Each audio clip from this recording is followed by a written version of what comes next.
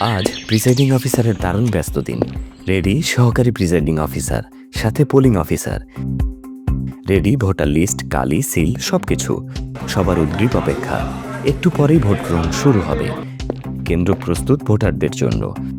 Vote গ্রহণ সকাল 7:30 শুরু হয়ে নিরবিচ্ছিন্নভাবে চলবে বিকেল 4:30 পর্যন্ত।